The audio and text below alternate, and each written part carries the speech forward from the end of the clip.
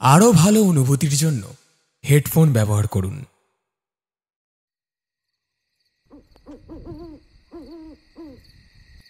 গ্রামের নাম করণদিঘি। রাতের অন্ধকার আলকাতরার চেয়েও কালো।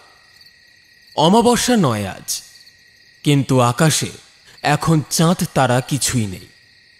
মনে হয় যেন হাজার কাল বৈশাখীর মেঘ একের উপর আরেক জুড়ে এক বিশাল দুর্ভেদ্য অন্ধকার জাল ভিজিয়ে রেখেছে পৃথিবীর মাথার উপর, আকাশের গা ছুঁয়ে। চৈত্র মাস শেষ হতে চায়। ঝাঁঝা রোদে দিনের বেলা তিষ্ঠনো যাচ্ছে না এখন থেকেই, কিন্তু রাতের বেলাও কি যাচ্ছে? দূর, ভালো লাগছে না। জানিসই তো কি সব হচ্ছে। কি আবার হবে? তুই চালটা দে। এই এই মিলে গেছে, মিলে গেছে। আমি আবার জিতলাম। ঠিক আছে, আজ আর খেলবো না। সে কি, সবে তো দুবার এখনো। আরে ও হোক গে, গুটিয়ে নে এখন। তাস খেলায় অরুচি? আরে অরুচিটা ঠিক তাসে নয় রে, কেমন একটা ভয় লাগছে। ভাই, বুঝতে পারছিস চারপাশটা না কেমন যেন শান্ত শান্ত হয়ে গেছে। আমার না কিরকম একটু ভয় ভয় করছে রে।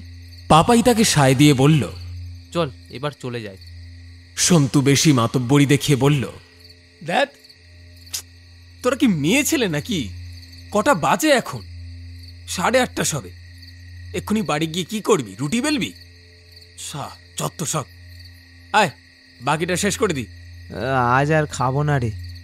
আরে বাবা, ব্যাঙের মাংস রাঁধিয়ে এনেছি ওই মুংলি ঝাড়ুদান্নিকে দিয়ে, ঘেঁটের কড়ি খরচ করে, বুঝলি? খাবি না বললেই হলো। নে নে নে। মাংসের লোভে পলাশের জিভ সরসর করে উঠল। তবুও মনটা যেন কিছুতেই এখানে বসে থাকতে আর চাইছে না। কেবলই মনে হচ্ছে কিছু একটা হবে এক্ষুনি, খুব খারাপ কিছু।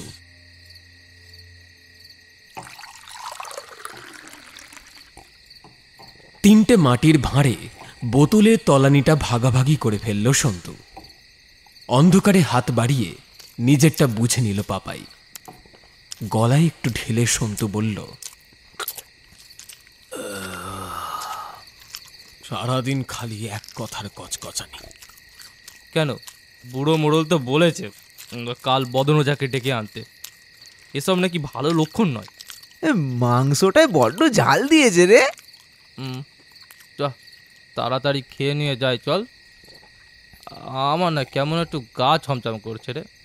দেখ, ও অতগুলো মানুষ তো আর একসঙ্গে ভুল করতে পারে না। বল, পলুডোমের ওই কচি মেয়েটাকে কে ওইভাবে ভাবতেও পারি না।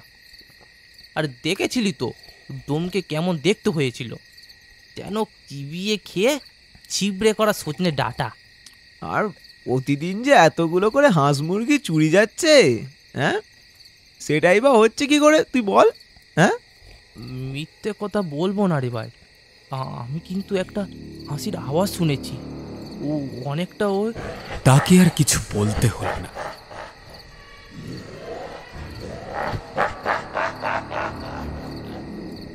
এবার ওরা সবাই একসঙ্গে শুনতে পেল হাসিটা। কে কে হাসছে? পলাশের কানের কাছে গরম যেন একটা নিঃশ্বাস পড়ল।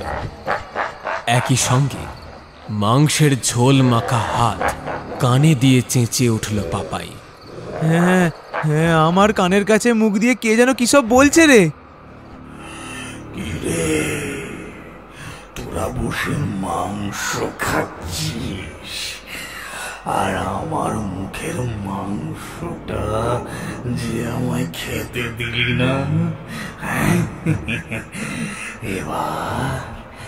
এবার তোদের কে বাঁচাবে?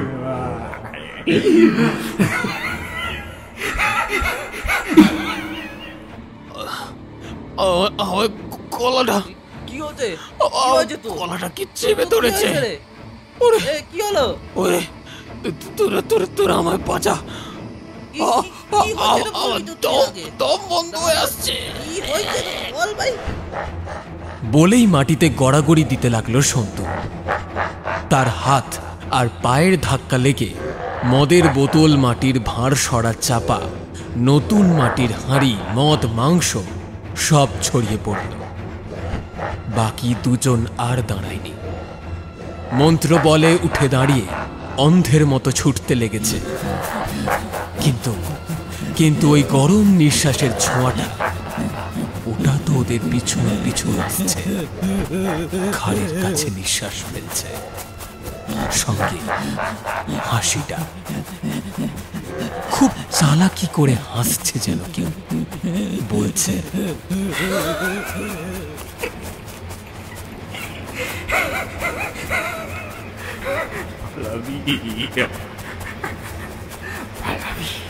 পালিয়ে যাওয়া যায় নাকি? দাঁড়া দাঁড়া, তোদের হচ্ছে।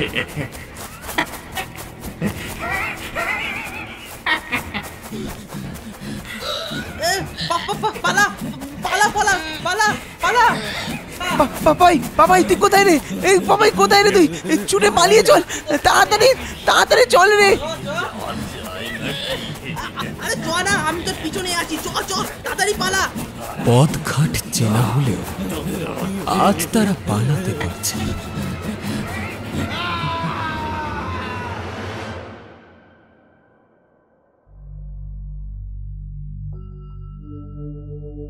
আমাদের সকল শ্রোতা বন্ধুদের অনেক অনেক ধন্যবাদ।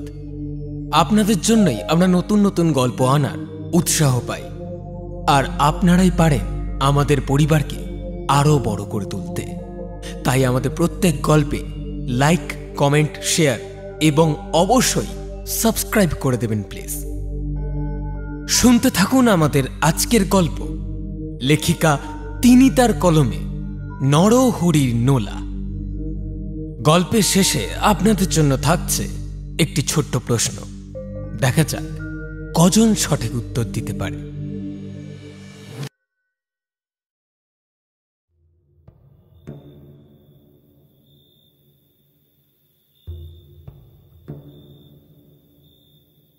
পোড়া মানিকের ভিটেতে তাসের আসর নতুন বসছে না। ক্লাস 9, বড়জোর 10 অবধি যেতে না যেতে বিড়ি, তাড়ি, মদ, তাস, কখনো আবার টাকার বাজি লড়ে খেলাও চলছে। আজ প্রায় বছর 2 হলো পোড়া মানিকের ভিটে সহজে লোক আসে না। সবাই জানে এই জায়গাটা খারাপ। মানিক পাগল ছিল। 25 বছর আগে হঠাৎ নিজের খেয়ালে গভীর রাতে ঘুমন্ত বউ ছেলে মেয়েদের বিছানায় আগুন লাগিয়ে বাইরের দিক থেকে দরজার শিকল তুলে দাঁড়িয়ে তাদের পুড়ে মরতে দেখেছিল।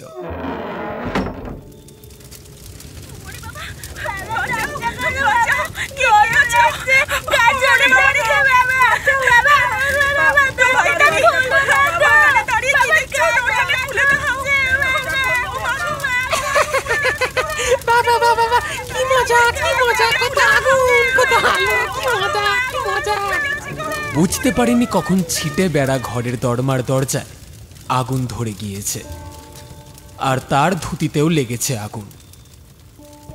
মানিকও পুড়ে গিয়েছিল, কিন্তু মরেনি। গ্রামবাসীরা ছুটে এসে আগুন যখন নেভালো, তখন মরার আগে মানিক সবাইকে পোড়া মুখে বলে গিয়েছিল তার বিজয় কীর্তির কথা। আমি আমি নিজে দাঁড়িয়ে দেখেছি, সব কটা কেমন পুড়ে ছাওয়া হয়ে গেল। একটুখানি কেরোসিন তেল ছিল, লম্ফ থেকে ঢেলে বিছানায় দেশলাই দিয়ে দিয়েছি। কত আলো! বউটার কাছে ভাত চাইলে সে বেটি খালি বলতো, কি দিয়ে রাঁধবো, ঘরে যে তেল নেই, কাঠকুটো কিছুই নেই, সবাই শুকিয়ে মরো এখন। মিথ্যেবাদী, কত তেল ছিল তো, সব পুড়ে গেল। না থাকলে কি যেত? এ কি বলছে? এ নিজের হাতে ঘরে আগুন দিয়েছে? পাগল তো, ও সব পারে। আরে পাগল নয়, শয়তান। ছি ছি ছি, বউ ছেলে মেয়েকে মেরে ফেললো, কি শয়তান! ছাড়, ওর মতো মরুপ পাপ করছে যেমন। চল চল, আমরা সব চলে যাই। জন্মজুর খাটত মানিক।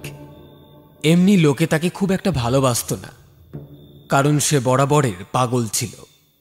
তার উপর এইসব দেখে শুনে মরার সময় তার মুখে জলটুকুও কেউ দিল না, সবাই চলে গেল। মানিক মরে এই ভিটেতেই পড়েছিল, সেইভাবে সৎকার কেউ করেনি। যা করেছে সব ওই শেয়াল শকুনের দল। কিন্তু সেই থেকেই ভিটেটাও মন্দ হয়ে গেছে। বড় বড় গাছ, কাঁটা ঝোপ এইসব গজিয়ে বছর কয়েকের ভিতরে পোড়া ভিটে পোড়ো জঙ্গল হলো। তবে এই জায়গাটা নিরিবিলি। বয়ঃসন্ধিকালে যেমন তেমন দরকারে উঠতি বয়সের ছেলেমেয়েরা সবার চোখের আড়ালে এখানে গাছের পিছনে এসে দাঁড়ায়, যেমন পলাশ, পাপাই আর সন্তু। এই কে যেন আমাকে ধরে মাটিতে শুইয়ে দিচ্ছে রে, এই কে রে? ভয়ার্ত গলায় বলল পলাশ। পাপাইয়ের কোনো আওয়াজ পাওয়া যাচ্ছে না। হঠাৎ দমাস করে একটা আওয়াজ হলো তার পিছনে। এ, কে কে কে কে? বাবাই! এদিকে পলাশের কোমর থেকে তাকে যেন কি দুটো জিনিস ক্রমশ জড়িয়ে ধরছে। খুব ভয়ে হাত দিয়ে বোঝার চেষ্টা করল সে। জিনিস দুটো একজোড়া পা। আঁতকে ওঠে পলাশ। বিষধর সাপের মতো জোড়া পায়ে তার উড়ু থেকে শুরু করে কোমর অবধি কে যেন বেঁধে ফেলছে তাকে। ওই অবস্থাতেই সে বলল, ছেড়ে দাও, ছাড়ো, ছাড়ো, ছাড়ো, ছাড়ো, ছাড়ো, ছাড়ো। বলতে বলতে ভারী হয়ে যাওয়া নিজের শরীরটা টানতে টানতে পলাশ এগোতে থাকে। অন্ধকারে নিশ্চয়ই সে পথ ভুল করেছে, কারণ পিছনে পড়ে যাওয়া সেই শব্দ করা জিনিসটা এবার তার সামনে। পায়ে হোঁচট লাগায় মুখ থুবড়ে পড়ে পলাশ। তখনই সে বুঝতে পারে এইটা একটা মানুষের শরীর। গো গো করছে মানুষটা। তখনও নিজের কোমরের পায়ে বাঁধো, তবুও হাত দিয়ে সে মানুষটার গা ছুঁয়ে বুঝতে চায় এটা কি। হঠাৎ আবারও হেসে ওঠে অন্ধকার। মানুষটার প্যান্টের পকেটে হাত লেগেছে পলাশের। এটা তো পাপাই, তাসের বান্ডিল, আমি বুঝতে পারছি। পলাশ হাত বাড়িয়ে পাপাইয়ের বুকের কাছে হাত দিতে চায়, আর ঠিক তখনই আর্তনাদ করে ওঠে সে। এ কি, এ কি, এটা কি? একটা চৌকোনো মাংসখণ্ড পাপাইয়ের বুকের উপর পাহাড়ের মতন বসে আছে। ঠান্ডা বরফ মাংসখণ্ডটা। পলাশ একবার মাত্র হাত দিয়ে বুঝতে পারে সে কারোর পিঠে শিরদাঁড়ার উপর হাত রেখে ফেলেছিল। এটা একটা মানুষের শরীরে মাঝখানের অংশ, মানে কাঁধ আর কোমরের মাঝের অংশটা। সামনের দিকে বুক আর পেট, পিছনের দিকে পিঠ। নিঝুম রাতে ভয়ে কাঁটা হয়ে গেছে পলাশ। পাপাইয়ের গলায় গো গো শব্দটা থেমে গেল। এবার চিত হয়ে যাচ্ছে পলাশ। সেই একজোড়া পা ক্রমশই উঠে আসছে তার শরীর বেয়ে গলার কাছাকাছি। সেই অবস্থাতে পলাশ বুঝতে পারল পা দুটো ক্রমশ তার গলা জড়িয়ে ধরছে। এমন তো হওয়ার কথা। তিনজন তিন রকম ভাবে তিনটে অংশের হদিশ পেল। সন্তু মাথা, কাঁধ আর একজোড়া হাত। পাপাই কাঁধ আর কোমরের মাঝের অংশ, আর পলাশ কাটা কোমর থেকে পা পর্যন্ত।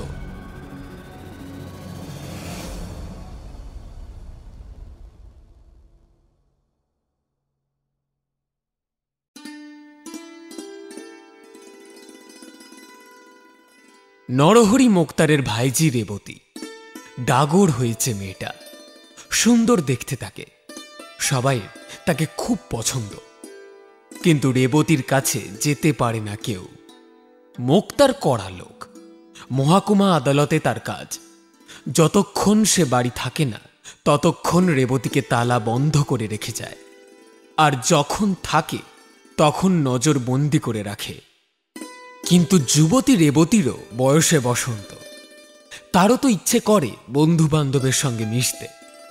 কাকা তাকে খাওয়ায়, পড়ায়, তাই মুখের উপর কিছু বলতেও পারে না সে। দাঁড়িয়ে থাকে জানালায়। গ্রামের নামকরা বকে যাওয়া ছেলেরা দলে 3 জন, পলাশ, পাপাই আর সন্তু। কারুর বাবা চাষা, কারুর কামার, আর কারুর বাবা বাজি তৈরি করার কারখানার শ্রমিক। বুড়ো বাপেদের রেহাই দেওয়ার চেষ্টা এদের নেই, অথচ সবার বয়স 20-এর বেশি। এরা সস্তা খিল্লি আর ফালতু ইয়ার্কি মেরে সময় কাটায়। 3 জনেরই নজর ছিল রেবতীর উপর, আর রেবতীর নজর ছিল স্বাধীনতার দিকে। যে তাকে স্বাধীন করবে সে তার কথাই ভাবতে পারে। জানালায় সরে এসে দাঁড়ালো সন্তু। কি পাখি, কেমন লাগছে? কাঁচা লঙ্কা খাবে? যাও তো, কাজের কাজ করার মুরুদ নেই, খালেই আর কি। কে বলেছে মুরত নেই? কি করতে হবে সেটাই বলো না। পারবে আমায় এই ঘরটার বাইরে নিয়ে যেতে? আজ তো চড়কের মেলা, আমাকে একটু মেলায় ঘুরিয়ে নিয়ে আসতে পারবে? তুমি মেলায় যাবে? হ্যাঁ, কিন্তু কাকা যেন জানতে না পারে। অশ্লীল গালাগাল দিয়ে সন্তু বলে, জানতে পারলেই বা কি, একটা হাড় গিলে বুড়ো, ইট মেরে মাথা ফাটিয়ে দিলেই। যা, ওরকম বলো না। আমাকে নিয়ে যাবে কিনা তাই বলো। হ্যাঁ যাব, দাঁড়াও। বলেই সে জানালা থেকে সরে যায়। দরজা থেকে খুটখাট আওয়াজ পেয়ে সামনে এসে দাঁড়ায় রেবতী। দরজা খুলে সন্তু বলে, চলে এসো। পোড়ামানিকের ভিটে পেরিয়ে পাশের গ্রামের মেলায় যাব, কেউ জানতেও পারবে না। তুমি মুখে একটু চাপা দিয়ে রাখো, এ নাও। কিন্তু তুমি তালা খুললে কি করে? নকল চাবি বানিয়েছি। তুমি না বললেও আমি তোমায় মেলায় নিয়ে যেতে চাইতাম। কেমন সুন্দর সং হয়েছে সেখানে, তুমি দেখবে না? নাগরদোলা হয়েছে, চড়তে হবে তো। তুমি আমার কথা এত ভাবো? ভাবি গো ভাবি, শুধু আমার কথাই কেউ ভাবল না। একটু দাঁড়াও। মুহূর্তে ঘরের ভিতর থেকে বেরিয়ে এসে সন্তুর হাতে একটা ঠোঙা ধরিয়ে দিয়ে বলে, তাড়াতাড়ি আবার তালা বন্ধ করে দাও। বলে সে নিজের মুখে আঁচল চাপা দেয়।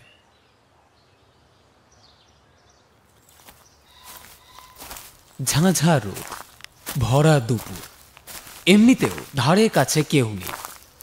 সন্তু তাকে নিয়ে বনে জঙ্গলের ভেতর দিয়ে রাস্তা হাঁটতে শুরু করে। বাহ, নাড়ুগুলো তো খুব ভালো হয়েছে। তুমি করেছ? আর কে করবে? ও ঘরে কি আর অন্য কোনো মেয়ে মানুষ আছে? সুন্দর, আজ তোমায় কাঁচের চুড়ি কিনে দেবো। হ্যাঁ, না না, আমি পড়তে পারবো না। কাকা যদি কিছু জিজ্ঞাসা করে? কিরে, হ্যাঁ? খুব মজা। এ কি, তোরা তোরা কোথা থেকে আসছিস? কোথা থেকে আবার? ভুলে গেছিস নাকি? আজকে তো এখানেই আমাদের। যাকগে, কি ব্যাপার? আরে বলিস না, ও একটু মেলায় যেতে চাইলো। তাও একা যাবে কেন? চল আমরাও যাব।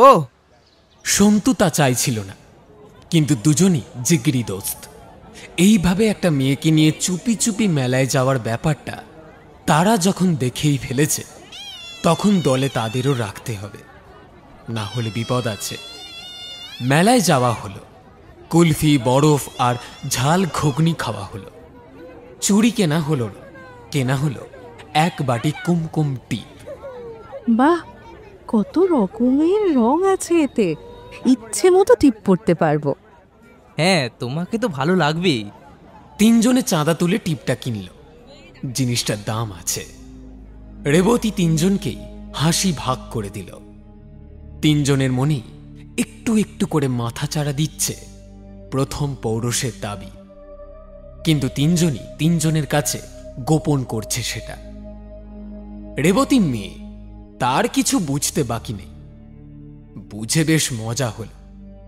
বেশ তো, 3টেকেই বাঁদর নাচ নাচানো যাক। বাড়ি ফিরে এলো রেবতী, কেউ জানতেও পারল না। কিন্তু একদিন পারল। মুক্তার বেলা থাকতে ফিরে এসেছে। ঘরে এসে ঘরের তালা খুলে ভিতরে গিয়ে দেখে রেবতী নেই। তবে মুক্তার চেঁচামেচি করল না, খোঁজ খবর করল না। চুপচাপ আবার দরজায় তালাটা লাগিয়ে জানালার পাশে বুড়ো জামরুল গাছটার পিছনে গিয়ে দাঁড়ালো। অন্ধকার অন্ধকার করে আসছে, ঠান্ডা বাতাস দিচ্ছে। গরমে দাঁড়িয়ে ঘেমে গেছে মুক্তার। ঘামে ভেজা শরীরের উপর হাওয়া এসে আরাম দিচ্ছে তাকে। ঠিক সেই সময় ভালো মজা হয়েছে। কেমন কাকা আমায় বন্ধ করে রেখে যায়, আর তোমরা এসে আমার বাইরে নিয়ে যাও। সত্যি বলছি, তোমরা না খুব ভালো। এই তোমরা করো না তো, তুমি বলো। আচ্ছা বেশ, তুমি খুব ভালো। তুমি খুশি? তাহলে না দেখ, যদি কেউ দেখে ফেলে। ধুর, কে দেখবে? রেবতী প্রত্যেকবার এই নাটকটাই করে। আজ সে একে একে 3 জনকেই চুমু দিল, তবে কেউ সে কথা জানে না। সন্তু যখন ঘর থেকে তাকে নিয়ে যাচ্ছিল, তখন যাওয়ার পথে একটা বন্ধ তেলের গুদামের পিছনে দাঁড়িয়ে ব্যাপারটা ঘটেছে। তারপর পোড়া মানিকের ভিটে গিয়ে সন্তু যখন বলল, এই যা, মশলা মুড়ি মাখা হবে কি করে? আমি তো সর্ষের তেলটাই আনতে ভুলে গেছি, আমি এক্ষুনি নিয়ে আসছি। এই পলাশ, তুই একটু ওকে দেখ, পাপা এটা চলে আসবে এক্ষুনি। ওদের বাড়িতেই তো মুড়ি ভাজা হয়, টাটকা ভাজা মুড়ি আনবে। আচ্ছা ঠিক আছে, আমি আছি এখানে, তুই যা। সন্তু চলে যায়। কি করছো? এই আগের দিন তো বলেছিলে, হ্যাঁ পরের বার দেখা হলেই হবে। কি গো? এই সবে ঠোঁটে ঠোঁটে ছোঁয়াছুঁই ফুরিয়েছে, অমনি শুকনো পাতা মারানোর শব্দ এলো। পাপাই এলো হাতে একটা ধামা ভরা মুড়ি নিয়ে। তোরা চলে এলি, সন্তু কই? তেল আনতে গেছে তো। ওফ, মুড়ি থেকে যা গন্ধ বেরোচ্ছে না, দারুণ জমবে। কিন্তু দাঁড়াও, আগে আমি পেঁয়াজ আর লঙ্কাটা কেটে নিই। বলে রেবতী ছুরি দিয়ে কাটাকুটি শুরু করে। ফেরার পথে পাপাই প্রস্তাব দেয়। রেবতী পথের মাঝখানে রাজি হয়নি, এখন বাড়ির কাছাকাছি এসে মঞ্জুর করল।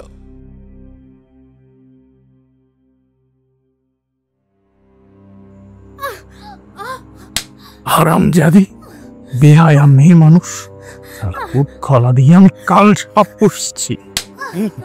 বাপ মা মরা মেয়ে, ভেবেছিলাম ঘরে রাখি, না হলে বাজারই হয়ে যাবে। এ তো দেখি বাজারটা কি পুরো ঘরে তুলে এনেছে। ঠাস ঠাস করে চড়চাপড় পড়ছে রেবতীর গালে পিঠে। দূরদার করে ছুটে পালিয়ে গেল পাপাই। ঘরের বাইরে বেরিয়েছিলি কেন? হ্যাঁ বল বল, তোকে কি বার করেছে ওই ছোকরাটা? বলবো না, বেরিয়েছি, বেশ করেছি। আমি কি পাখি যে তুমি আবার রোজ রোজ ঘরে বন্দি করে রাখবে?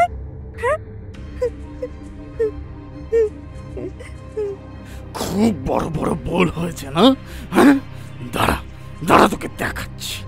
বলে তার চুলের মুঠি ধরে ঘরের তালা খুলে তাকে ভেতরে এনে মুক্তার একটা জিনিসের খোঁজ করতে শুরু করে, কিন্তু পেল না। জিনিসটা পাচ্ছি না তো, কোথায় গেল? কোথায় গেল ছুরিটা? ছুরি? ছুরি নিয়ে তুমি কি করবে? কি করব তুই দেখতেই পাবি। আগে জিনিসটা পাই, তারপর তোকে দেখাচ্ছি। কিন্তু ছুরিটা না পাওয়ায় আর দেখাতে পারল না নরহরি।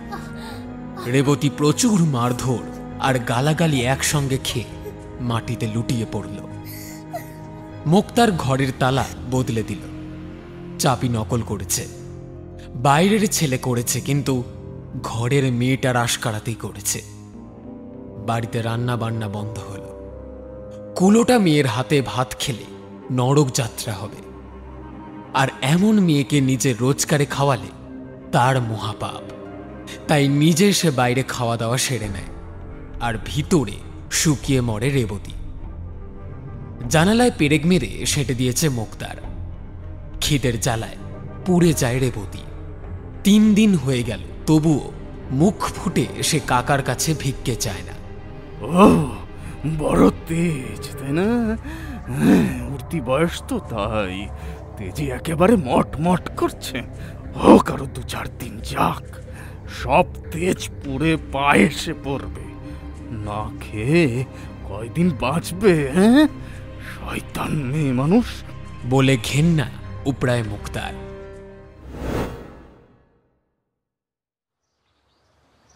আর এদিকে তিনজনের চোখ থেকে ঘুম উড়ে গেছে। কি হলো রে পাপাই? ওকে কি খুব মেরেছে? আচ্ছা, মেরে ফেলেনি তো? দেখ, একটা জলজ্যান্ত মেয়েকে মেরে ফেলবে ওই বুড়োটা? না না, ওকে নিশ্চয়ই অন্য কোথাও পাঠিয়ে দিয়েছে।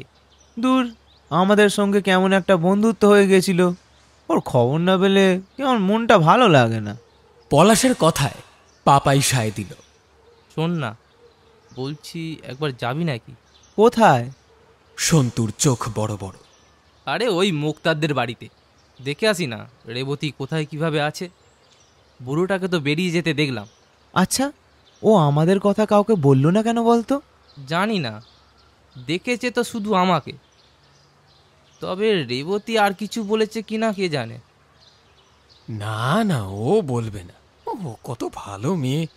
শক্ত মেয়ে তাহলে। বুড়োটা তাহলে চুপ করে আছে কেন? এত বড় একটা ব্যাপার হলো। হ্যাঁ, ভেবেছে হয়তো ঘরের মেয়ে, দুর্নাম হবে। না রে, ও মুক্তার খুব চালাক, অন্য কোনো কারণে চুপ করে আছে শালা। এ চল না, গিয়ে একবার দেখে আসা যাক। ঠিক আছে, চল। কিন্তু কিভাবে যাবি? দরজায় তো অন্য তালা। আরে চুপ কর, তালা দেখাচ্ছে, তালা ভেঙে যাব। বুক চিতিয়ে বলল সন্তু। এই কিন্তু বাড়াবাড়ি হয়ে যাবে না তো? আরে এটা কে রে পলাশ? যা মুখে আসে তাই বলে। চল না, একসঙ্গে যাচ্ছি তো, কি আর হবে। সাহস করে এগোয় ওরা।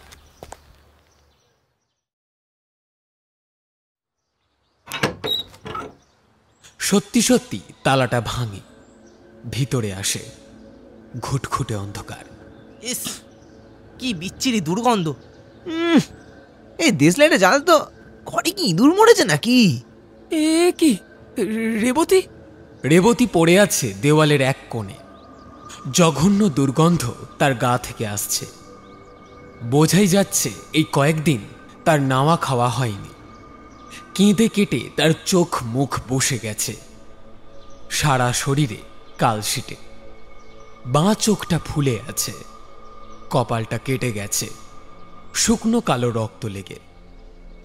ওদের একসঙ্গে দেখে রেবতী হাউ হাউ করে কেঁদে ফেলে।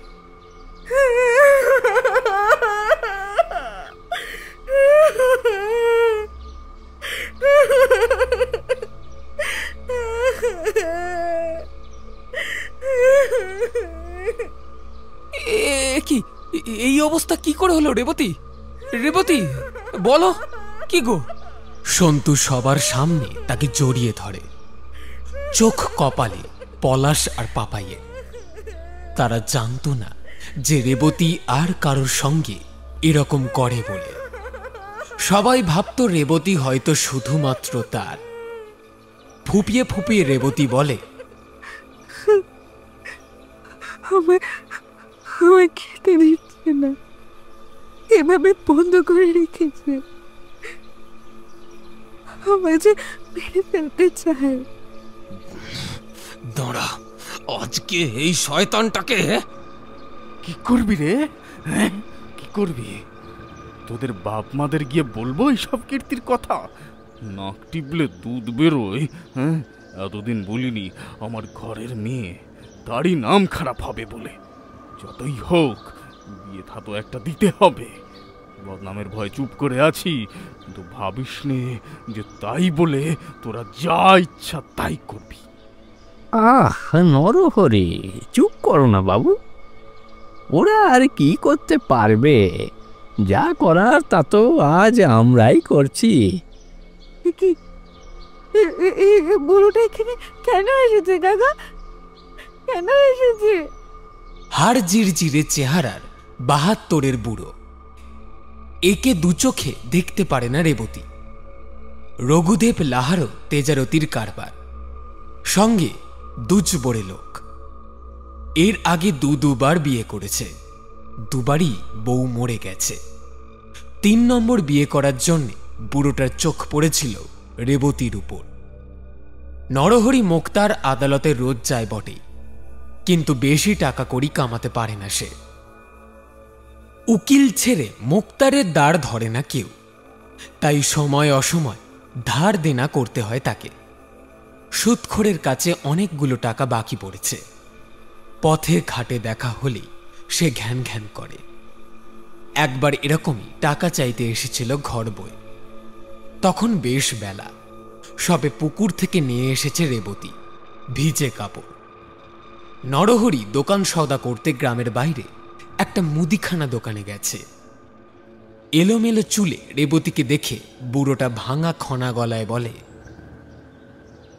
ওহ, এমন সুন্দর হাত, কান, গলা, অথচ কোথাও একটা গয়না নেই। তা বলি, আমার ঘরে চলো না, সিন্দুক ভরা সোনা সব তোমায় দেব। এ কেমন কাপড়? এই বয়সের মেয়েরা কি এমন কাপড় পরে? হ্যাঁ, জামদানি আর মসলিন কিনে দেবো। আমার বিয়ে করো না গো। কি গো, কিছু বলছো না যে? রেবতী মুখে কিছু বলেনি। তার একটা হাত ধরতে এসেছিল বুড়োটা। সে অন্য হাতের নখ দিয়ে বুড়োর হাতের ছাল তুলে দিয়েছিল আঁচড়ে, কিন্তু বুড়োটা চটেনি। রেবতী ঘরে ঢুকে যেতেই সে দরজার কাছে বসে বলেছিল, একটু আদুরে খুনসুটি না হলে রস তেমন মিঠে হয় না। সে কি এমন বড় ভালোই কর যার হাতে দুটো একটা ফোস্কার দাগ নেই? আমি এইসবে কিছু মনে করছি না। তারপর উঠে যেতে যেতে বলেছিল, শোনো মেয়ে, তোমার কাকা এলে তাকে বলো দেনাটা তো এবার শুধতে হবে। তা টাকা না দিতে পারে আর কিছু কথা ভাবুক। হ্যাঁ বলবো, তোমার চিতার কাঠ কাকাকে কিনে দিতে বলবো। চেঁচিয়ে এই উত্তর দিয়েছিল রেবতী। আর সেই বুড়োটাকে কাকার সঙ্গে দেখে রেবতী অবাক হয়ে যাচ্ছে। ওর সঙ্গে তোর বিয়ে ঠিক করে এসেছি। এটা তো মল মাস, চৈত্রটা কাটলেই বিয়ে হবে। বিয়ে? এই ঘাটের মরাটাকে? কাকা, আমি তোমার কি ক্ষতি করেছি কাকা? তুমি কেন এত বড় শত্রুতা করছো আমার সঙ্গে? বাকি তিনজন চুপ। ক্ষতি করব কেন রে? শত্রুতাই বা করব কেন? কই ও কর্তা, দাও না জিনিসগুলো। এই নাও। একটা থলি বুড়োটার হাত থেকে নিয়ে কাকা উপুর করে দিল। ঝমঝম করে কতগুলো জিনিস পড়ল মাটিতে। তা দেখে চোখ টেরিয়ে গেল সবার। রেবতী হয়ে গেল। এ কি, এত গয়না? কাকা, এগুলো কার? কার আবার? তোর? কর্তা বললেন বউ মানুষ। হ্যাঁ, বিয়েটা এখন হচ্ছে না, কিন্তু হবে তো। খালি গলায় বউকে দেখতে ভালো লাগে না, তাই এইসব তোমায় দিচ্ছি। বলেছিলাম না তোমাকে দেব। এসো এসো, হাতে পরিয়ে দি। আশ্চর্য, রেবতী আর বাধা দিল না। সোনা এমনই জিনিস। সবার সামনে বুড়োটা একটু বেশি আহ্লাদ করে তাকে একে একে গয়না পরাতে লাগলো। চুড়ি, বালা, মটরমালা, বাজুবন্ধ, এমনকি চকচকে পাথর বসানো চওড়া নূপুর পায়ে হাত দিয়ে পরালো সে। তারপর নিজের ব্যাগ থেকে একতারা টাকা বের করে রেবতীকে দিয়ে বলল, হাটের দোকানে নতুন একখানা শাড়ির দোকান হয়েছে, পছন্দসই কাপড় কিনো, সেজে গুজে থাকবে কেমন।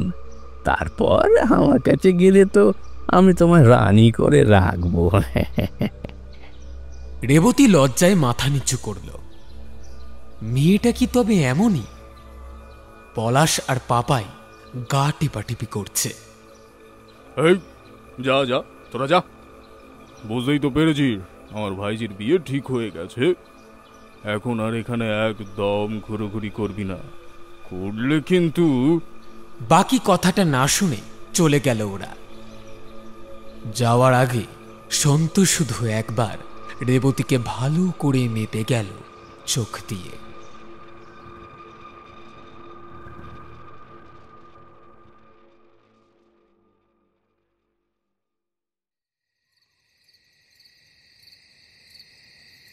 রাত গভীর, ঝিঁঝি পোকা ডাকছে, জোনাকি জ্বলছে থোকায় থোকায়। পলাশ গাছগুলো এখন খালি। একটা নারকেল গাছ আছে, গেলবার বাজ পড়ে তার দশা হয়েছে এমন। সেটারই তলায় জুটেছে ওরা। চাপা নিঃশ্বাস ফেলে পাপাই বলল, এ ভাই শোন না, কাজটা ঠিক হচ্ছে তো? ভালো করে ভেবে দেখ ভাই, একটা মেয়ের জন্য। চিরবিড়িয়ে উঠল সন্তু। এই এই এই, তোরা যদি না পারিস যে যার ঘরে চলে যা, মাথা ভেজাবি না, ঠিক আছে? যা করার আমি একাই করব। একটা মেয়ে বলে কি, হ্যাঁ মেয়ে বলে কি, ওকে শিক্ষা দিতেই হবে। তিনজনের মধ্যে জানাজানি হয়ে গেছে সব। সবাই জেনেছে রেবতী সবাইকেই ঠকিয়েছে চালাকি করে। তবে আঘাতটা সন্তুরই লেগেছে বেশি। সন্তু তো তাকে ব্যবহার নয়, বিয়ে করতে চেয়েছিল। গ্রামের বাইরে গিয়ে কোনো কলকারখানায় কাজের ব্যবস্থা করবে ভেবেছিল। আর সেই মেয়েটাই কিনা 4টে গয়নার লোভে একটা দাদুর বয়সী লোকের, ছি ছি ছি, ওর ওই সুন্দর শরীরটাই সবার চোখে ধাঁধা লাগায়। বুড়োটাও ছুঁক ছুঁক করছে সেই লোভেই। আর মেয়ে ছেলেটাও ওই শরীরের অহংকারে মানুষকে নিয়ে খেলা করেছে। না না না না, ওই শরীরটাকেই নখ দিয়ে ছিঁড়ে ফেলতে ইচ্ছে করছে সন্তুর। কিন্তু একার পক্ষে তা করা বেশ ভারী।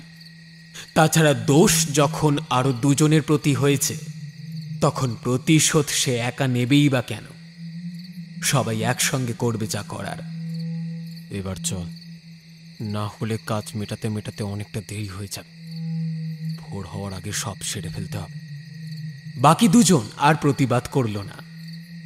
সন্তু অন্ধকারে শিকারী বিড়ালের মতন গুড়ি মেরে এগোচ্ছে। আর ওরা অস্পষ্ট একটা ছায়া লক্ষ্য করে পা টিপে টিপে যাচ্ছে দুজন। নরহরির দরজার কাছে এসে দাঁড়ালো ওরা। কিন্তু এ কি ব্যাপার? গোটা গ্রাম ঘুমিয়ে পড়েছে, অথচ এদের ঘরে এখনো কথাবার্তা হচ্ছে। কাকা, তুমি আর খেও না কাকা, তুমি আর খেও না, শরীর খারাপ করবে এবার। অনেক রাত হয়ে গেছে গো, হজম হবে না। আর তুমি খেও না কাকা। দেখিনি রাতটাকে করলো, হ্যাঁ? তুই তো রাত থেকে রাত দুপুর করলি। বারে, পাঠার মাংস সিদ্ধ হবে তবে তো। আরে দে দে, শরীর খারাপ হচ্ছে না হাত দে দে, আমার 4টে মাংস দে, আর 1 হাতা ভাত দে। হবু জামাইয়ের টাকায় খাচ্ছি, কম করে খেলে হবে? রেবতী হাতা খুন্তি নাড়ানাড়ি করল, মানে নরহরির পাতে মাংস পড়ল। সন্তু এক লাথি মারল দরজাটার উপর, কিন্তু সেটা খুলল না। সজাগ হল ভিতরে থাকা লোক দুটো। কি হচ্ছে? ওইদিকে কে? ওদিকে কে? এই কে রে? রেবতী আর নরহরি একসঙ্গে চেঁচাল, তোর জম এসেছে মাগি। সন্তু আরেকটা লাথি দিল দরজায়। পাপাই আর পলাশ একসঙ্গে 3 জন ঘরে ঢুকে সবার আগে নরহরির কাঁধ বরাবর করাতটা চালিয়ে দিল। সন্তুর বেপরোয়া আঘাত, প্রচন্ড আর্তনাদ করে নরহরির গলাটা কুঁকিয়ে উঠল।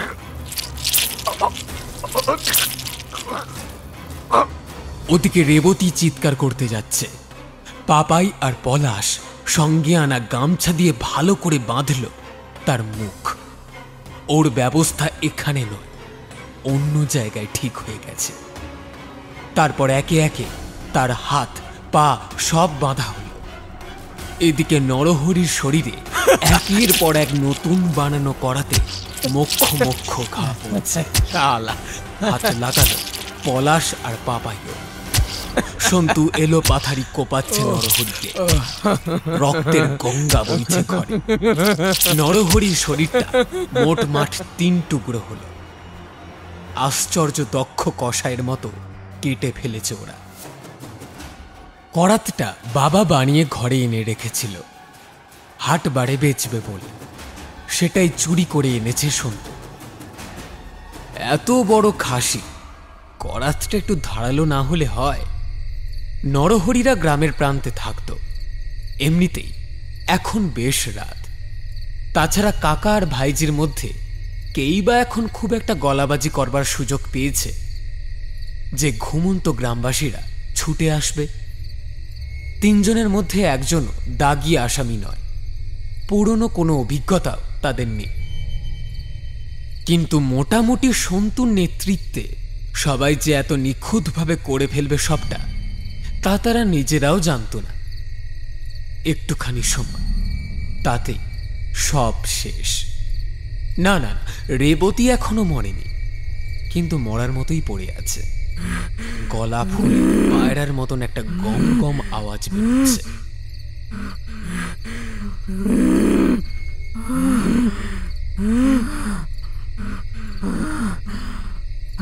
মোটা করে বাঁধা গামছার গেরোর তলা।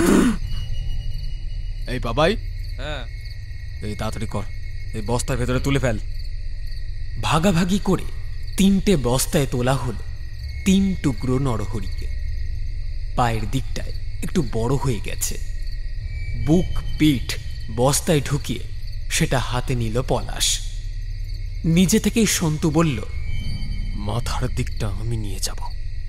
আহ, কত বড় মুখ করে বলেছিল না, ভাইজির বিয়ে ঠিক হয়ে গেছে, আমরা যেন আর এদিকে ঘুরঘুর না করি।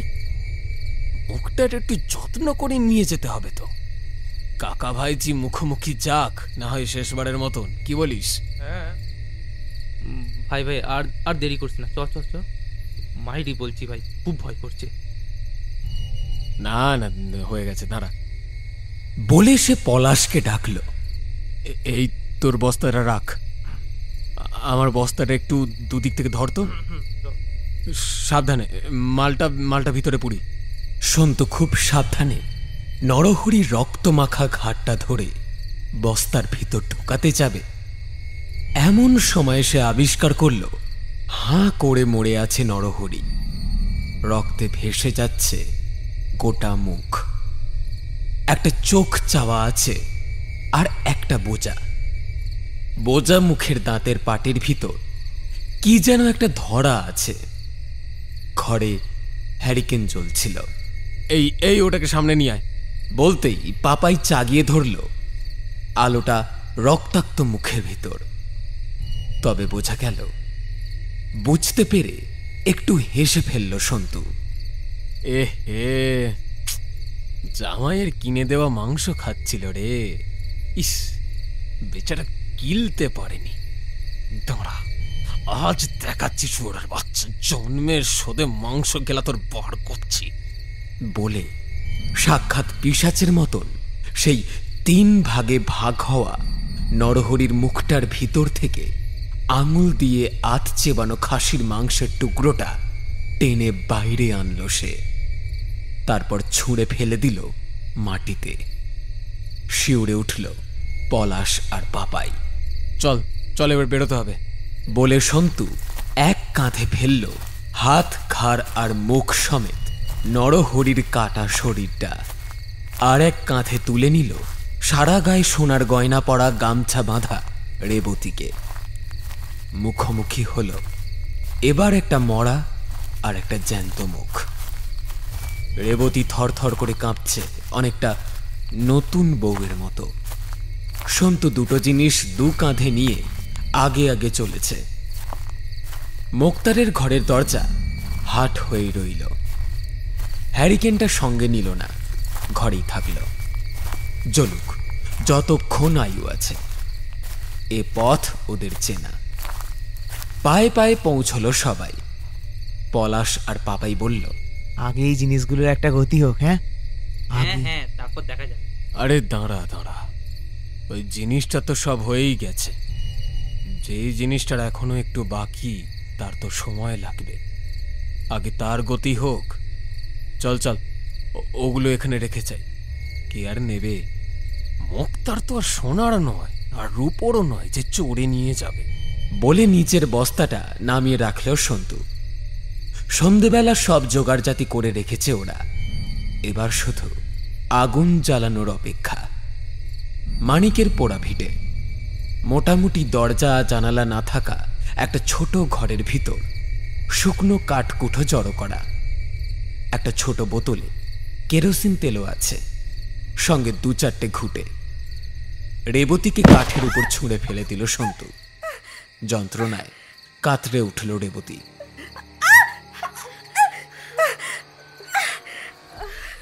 তারপর তার পা দুটো বেঁধে ফেলল পাপাই এক গাছি শক্ত দড়ি দিয়ে।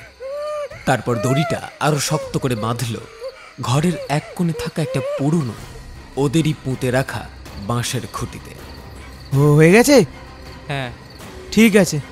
কেরোসিন তেলটা নিজের হাতে ঢালল সন্তু, তারপর দেশলাই মেরে দিল।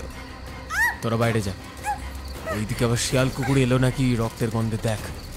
আমি যাচ্ছি, একটু দেখে যাই শরীর বিলাসী মেয়ে ছেলেটার গায়ে কেমন আগুন লাগে। তোরা যা। সন্তুকে বন্ধুরা বরাবরই একটু গুরু বলে মানে।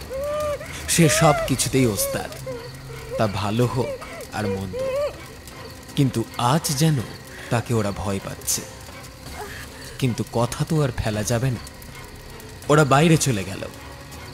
আগুন লেগে গেছে, কাঠ পুড়ছে, যতটা সম্ভব ছটফট করছে রেবতী।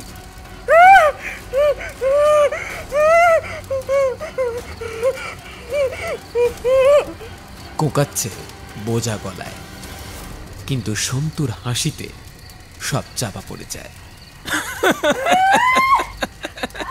কিরে, কেমন লাগছে? সোনার গয়না পরার সময় যেমন লাগছিল তেমন লাগছে তো? দেখ দেখ, তোকে কিন্তু আমি সোনার চেয়েও ঝলমলে গয়না পরালাম কিন্তু। হ্যাঁ, কেমন ঝলমলে করছে বল? ঠিক আছে, তুই পর, আমি একটু ওদিকে কি কাজটা সেরে নি। কেমন? টাটা। বলে সন্তু বেরিয়ে আসে ওদের কাছে। কি আশ্চর্য, কুকুর, বিড়াল, শেয়াল, ভাম কিচ্ছু আসেনি। পোড়া ভিটে কি ওরাও মারায় না? চল এবার। এক পাশ থেকে মূর্ছে ধরা কোদালটা তুলে নিল সন্তু। ওটা আসলে ওদেরই কল ঘরের এক কোণে পড়েছিল অনেকদিন থেকে। আজ কাজে লাগবে ভেবে নিয়ে এসেছে। বস্তাগুলো সঙ্গে নিয়ে 3 জন এলো পোড়া ভিটের পিছন দিকে। সব ব্যবস্থা এখানেই হবে।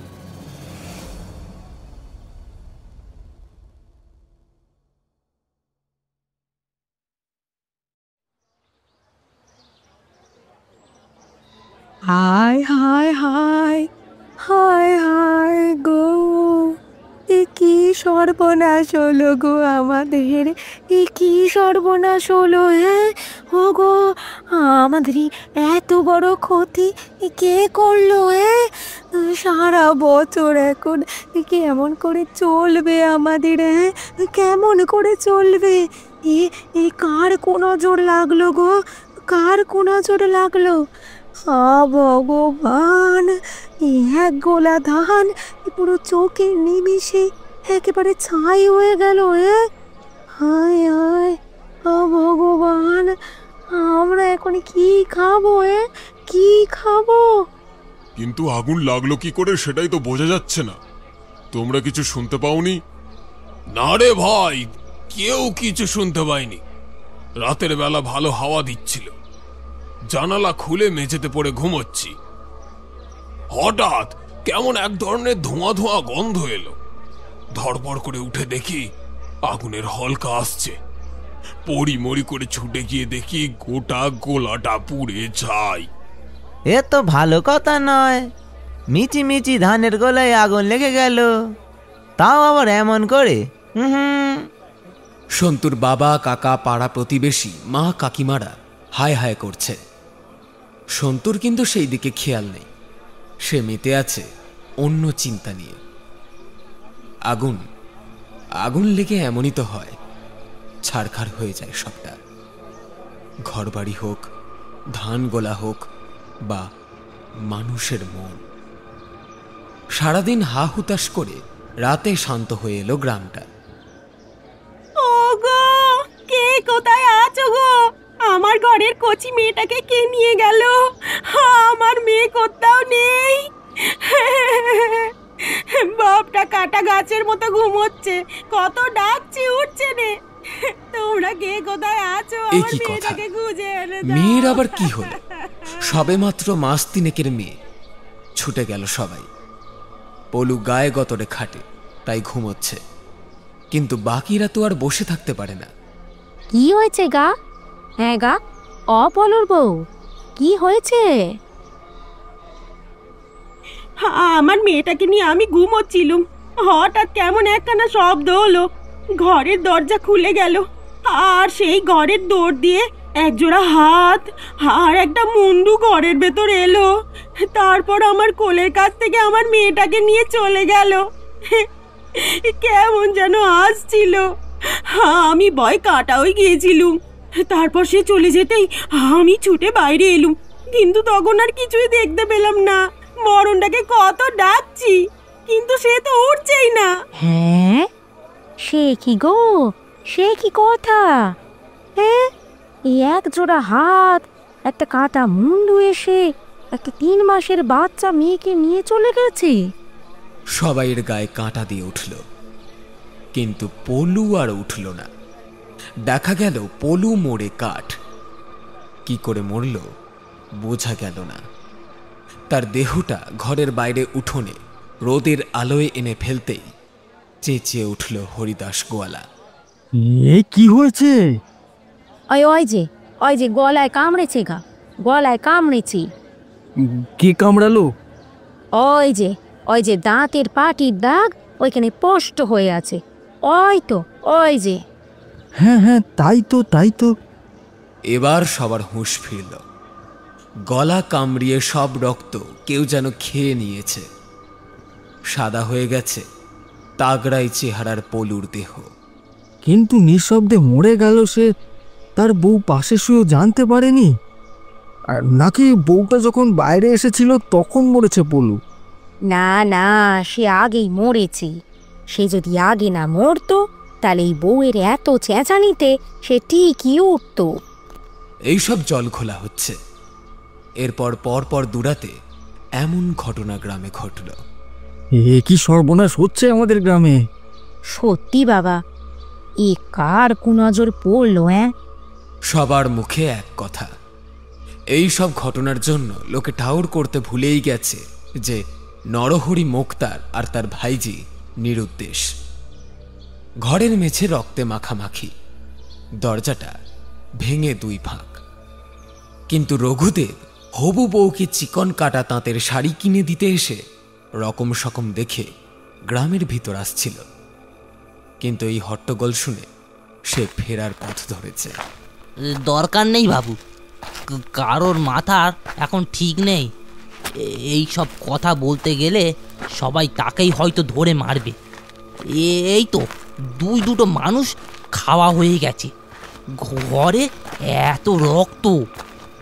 সবাই জানেন সুৎকরের কাছে দেনা ছিল মুক্তারের। আর এই রঘুদেব লোকটাও তো খুব একটা সাধু নয়। কি থেকে কি হয়। রঘুদেব পিঠ বাঁচালো, কিন্তু গ্রামের খামারগুলো বাঁচল না। সেই দিন ফুরিয়ে রাত হতে সবাই শুনল একটা হাসির আওয়াজ, সঙ্গে ঝনঝন করা গয়না গাটির আওয়াজ। পোড়া পোড়া গন্ধ আসছে হাওয়ায়। গা ছমছম করছে গোটা গ্রামে। রাতের অন্ধকার যত বাড়ছে ততই বাড়ছে ভয়। হাঁস মুরগির ডাক শোনা যাচ্ছে থেকে থেকে, কিন্তু কি হচ্ছে বাইরে বেরিয়ে তা দেখার সাহস হচ্ছে না কারোর। সবাই ঘরে বসে রাম নাম জয়মা শীতলা এইসব করছে। অবশেষে ভোর হতে সবাই দৌড় খুলে বাইরে এসে দেখল সাংঘাতিক কাণ্ড। উঠোনে, রাস্তায়, আলে, মাঠে, বাগানে, দুয়ারে চারিদিকে পাখির পালক আর পাখি চিবনো ছিবড়ে মাংস। রক্তারক্তি চারিদিক। বিচ্ছিরি পচা গন্ধে যেন বমি উঠে এসেছে। চোখ, কান, নাক সবার বন্ধ হওয়ার জোগাড়। কোথা থেকে এক ঝাঁক শকুন এসে পচা মাংসের টুকরো ঠোকরাচ্ছে। চারিদিকে দৃশ্য দেখে সেই দিন আর কারোর বাড়ি হাঁড়ি চলল না। প্রায় সবারই খামারের সর্বনাশ হয়েছে। মোড়ল বল্লভ ভট্টাচার্য এসে বলে, দেখো, আমি ভালো বুঝি না, এ কোনো মানুষের কাজ নয়, নিশ্চয়ই পিশাচ বা ডাইনি এইসব করছে। বড় তান্ত্রিক না হলে আমাদের বাঁচার পথ নেই। কিন্তু মোড়লমশাই, তান্ত্রিক আমরা কোথায় পাবো? ওঝার আস্তানা নিমতলা মহাশ্মশানে। শহরে গিয়ে হাতে পায়ে ধরে তাকে নিয়ে এসো। আমি বুড়ো হয়েছি, তাই যাওয়ার ক্ষমতা আমার নেই। যে করে হোক তোমরা তাকে নিয়ে এসো, না হলে আজ রাতে না জানি কি হয়। তৎক্ষণাৎ কয়েকজন দুর্গা বলে রওনা দিল, কিন্তু তারা আর ফিরল না। এখনো গ্রামে খবর আসেনি। এখান থেকে যারা গিয়েছিল সবাই মরে গেছে একসঙ্গে, চলন্ত রেলগাড়ির চাকার তলায় গিয়ে। ভিড় গাড়িতে ঠেলাঠেলি করে ওঠার অভ্যেস শহরের লোকেদের আছে, কিন্তু গ্রামের লোকেদের তেমন পাকা নয়। কিন্তু এরই মধ্যে কাল ঘনিয়ে এলো আবার। গ্রামে পৈশাচিক কাণ্ড কারখানা চলছে, কারণ মাথার ঠিক নেই। কিন্তু সন্তু আর ধৈর্য ধরতে পারল না। দুপুরবেলা পাপাইয়ের বাড়ি গিয়ে বলল, এই পলাশকে ডেকে আনতো, কথা আছে। পাপাই বেরিয়ে গেল। পলাশ ঘরেই ছিল, তবু সে টিকতে পারেনি, আবার মাঠে বেরিয়েছে। এ কি হচ্ছে? তারা যে কাণ্ডটা করল তারপর থেকেই তো এইসব হচ্ছে। তবে কি এইসবের জন্য তারাই দায়ী? মাঠের এক পাশে পুরনো খেজুর গাছের তলায় বসে খামতে খামতে এইসব কথাই ভাবছিল পলাশ। পাপাই পিছন দিক থেকে এসে তার কাঁধে হাত রাখতে চমকে উঠল পলাশ। কে? আরে আমি। চল, তোকে সন্তু ডাকছে। সন্তু? কেন? আমি জানি না, আমার বাড়িতে এসে বলল তোকে ডাকতে, তাই তোকে ডাকতে এসেছি। দেখ, সন্তুর ব্যাপারে আমি আর থাকবো না। মনটা ভালো নেই সেই দিন থেকে। একটা ছোট্ট ব্যাপারে ও ওই দিন যা করালো না, মানে জানিস তো, আর ভালো লাগছে না আমার। এই যে এইসব হচ্ছে না গ্রামে, আমার তো মনে হচ্ছে আমাদের দোষের জন্যই এসব হচ্ছে। চিন্তা করিস না, কাল বদন ওঝা তো আসছে, সব ঠিক হয়ে যাবে। ওই আমারও করছে রে। যেই দিন ওই ধানগুলোয় আগুন লাগলো না, সেই দিন রাতে আমি একটা জিনিস দেখেছি। কি জিনিস? উঠে দাঁড়িয়ে পাপাইয়ের হাত ধরে বলল পলাশ।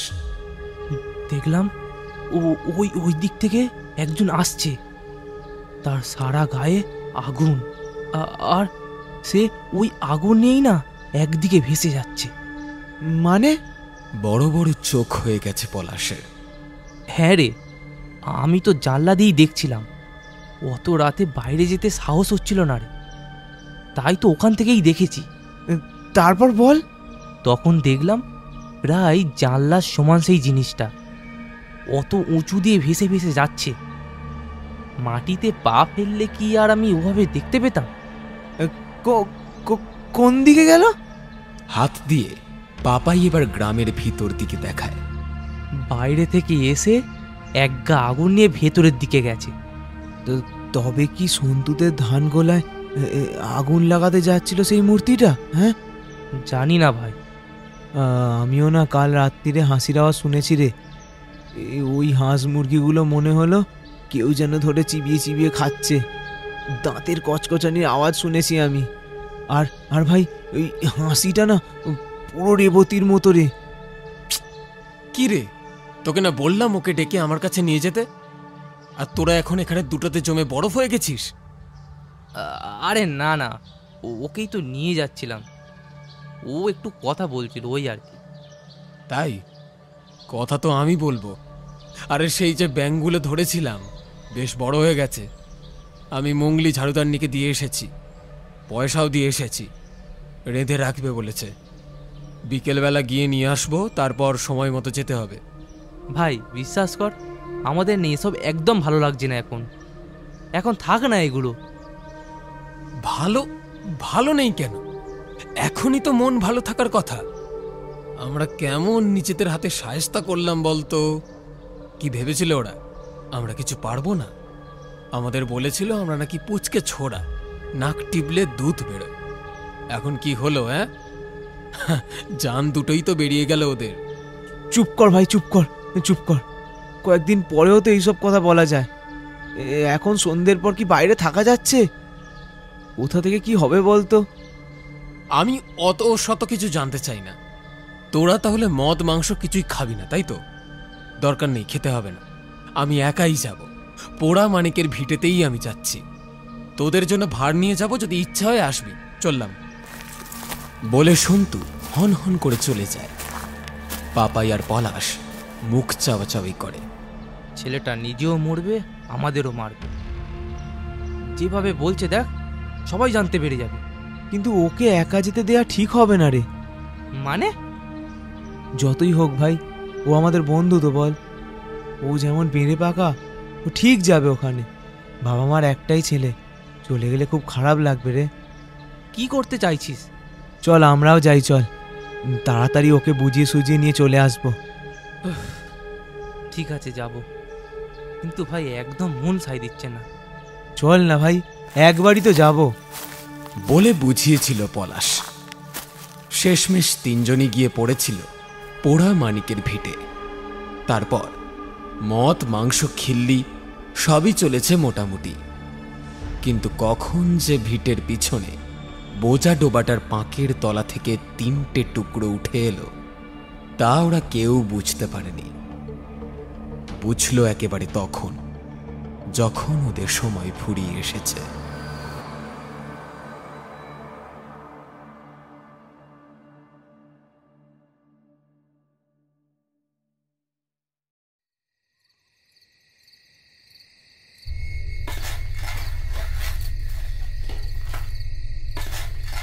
সন্তু কোদাল চালাচ্ছে মরিয়া মাতালের মতন। ডোবায় জল নেই, খালি পাঁক। তবু তারই ভেতর মাছ আছে। মাছরাঙা ছো মেরে পাঁকের ভিতর থেকে মাছ খুঁজে নিয়ে যায় দিনে দুপুরে। ওরা দেখেছে অনেকবার। এই ডোবায় এতদিন ওরা পেচ্ছাপ করতে আসতো। এই প্রথম ওরা কাজে নেমেছে। এবার বস্তাগুলো একটা একটা করে দে, আমি লাথি মেরে মেরে ঘুম পাড়াই খুড়ো মশাইকে। পলাশ আর পাপাই পুতুলের মতন কাজ করে। তাদের বয়স কম হলেও মাথায় বুদ্ধি আছে, নয়তো তারা এখানেই ভিড়মি খেত সন্তুর এই পৈশাচিক কাজকর্ম দেখে। সে বস্তা একে একে 3 টুকরো শরীর কাদায় ফেলল, কাদা চাপা দিল তার উপর। সবশেষে করাত, কোদাল আর রক্তমাখা বস্তাগুলো পুঁতে রাখে। তার উপর বেদম নাচানাচি শুরু করে দিল সন্তু। শীষ দিচ্ছে, হাততালি দিচ্ছে আর লাফাচ্ছে কাদা মাটির উপর। কতক্ষণ নেচেছিল সন্তু মনে নেই পলাশ আর পাপাই। যখন সে উঠল তখন অনেক রাত। পাশের গ্রামে এক বন্ধুর বাড়ি নেমন্তন্ন আছে বলে সবাই বাড়ি থেকে বেরিয়েছিল আজ। না হলে তাদের খুঁজতে এতক্ষণ লোক বেরিয়ে পড়তো রাস্তায়।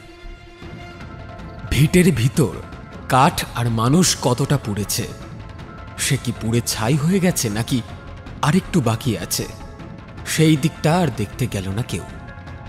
যদি যেত তাহলে জানতো সত্যিকারের কাঠ আর মানুষের চামড়া পুড়ে ছাই হয়ে গেছে ঠিকই, কিন্তু আগুন নেভেনি তখনও। সারা গায়ে আগুন নিয়ে ছাইয়ের ভিতর থেকে উঠে দাঁড়িয়েছে একটা মূর্তি। মাটির উপরে তার পানি, অনেক উপর দিয়ে সে ভেসে যাচ্ছে। আগুন জ্বলছে তার চোখে, আর সেই চোখের দৃষ্টি প্রতিশোধ চায়। মরে যেতে যেতে ওরা কি কিছু বুঝল তা জানা যায়নি, কিন্তু তার এখনো নোলা লক লক করছে। কাঁচা কাঁচা 3টে ছোকরার মাংস খেয়েও তার লোভ মিটছে না। সকাল হলে সবাই দেখতে পাবে একটু ছাড়া ছাড়া 3টে মরা, তাদের খুবলে খাওয়া মাংস। একজোড়া হাত ছিঁড়ে নিচ্ছে নরম মাংস। ঠান্ডা শরীরগুলো থেকে প্রচণ্ড গন্ধ বের হচ্ছে। রক্তনোনা সুস্বাদু মাংস বলে দিচ্ছে হাঁ মুখের দাঁতের পাটির দৃশ্য। কচমচ করে চিবোনোর আওয়াজ হচ্ছে। হাত, পেট আর বুকের ভিতর চালান হচ্ছে খাবার। আহ, মরার সময় অমন স্বাদের মাংসটা মুখে ছিল, কিন্তু সেটা পর্যন্ত কেড়ে নিল। মাংসের লোভ অত সহজে কি যায়? নরহরির নোলা বড্ড বেড়েছে। হাঁস মুরগিগুলো কেমন স্বাদের নয়, তাই মানুষের মাংস নোলাটা বাড়িয়ে দিয়েছে। কিন্তু এরা তিনজনই তো শেষ, তাহলে এবার কি হবে? চাঁদ বদন ওঝার কাছে খবর দেবে কে? লক লকে নোলা দিয়ে নরহরি এবার কার উপর দাঁত বসাবে কে জানে।